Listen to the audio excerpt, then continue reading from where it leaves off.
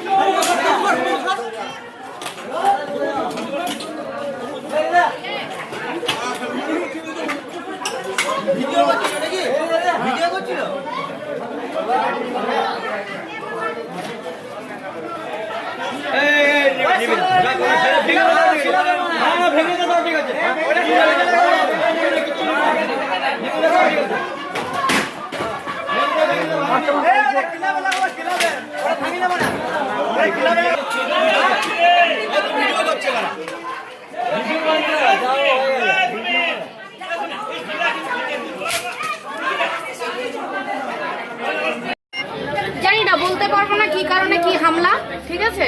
কালকে আমার অফিসেও হামলা হয়েছে, এনাদের সব উল্টোপাল্টা কথা, এনারা যেগুলো বলছেন আমি বুঝতে পারছি না কিছুই, এনারা কি চাইছেন আর কি করতে চাইছেন।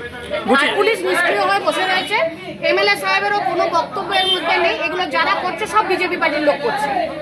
বলছি একটু আগে দেখা গেল যে আইনটিটিউসির অফিস থেকে সরকারি তিরপাল পাওয়া গেছে, ওরা যেমনটা আইনটিটিউসির অফিস থেকে পাওয়া গেছে বলতে পারছি না আমি, কিন্তু দেখুন আমরা যখন ক্ষমতায় ছিলাম, আমাদের যখন এমএলএ সাহেব বা এমআইসি সাহেব ছিলেন, ওনারা আমাদেরকে তিরপল এক্সট্রা দিতেন, এটা সরকারি বাদ দিয়েও আমরা পেতাম, কারণ গ্রামবাসীর অনেক সময় অনেক প্রয়োজন পড়তো, যখন পঞ্চায়েত ধরুন বন্ধ থাকতো বা কিছু রাত্রেবেলায় তো সেগুলো পাওয়া যায় না, তো সেরকম কিছু মজুদ থাকতে পারে, এবারে কার কাছে কিভাবে কি মজুদ আছে সেটা আমি বলতে পারবো।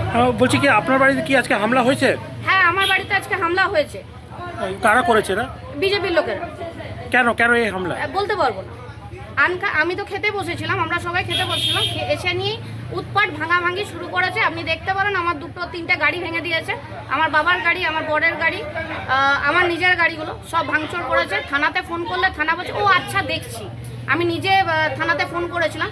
এইভাবে চলতে পারে না, এগুলো কি কারণে হচ্ছে আমরা নিজেরাও জানি না, এইগুলোর একটা বিচার হওয়া উচিত। আপনার নাম? আমার নাম শ্রীনন্দা রায় মহান্তি।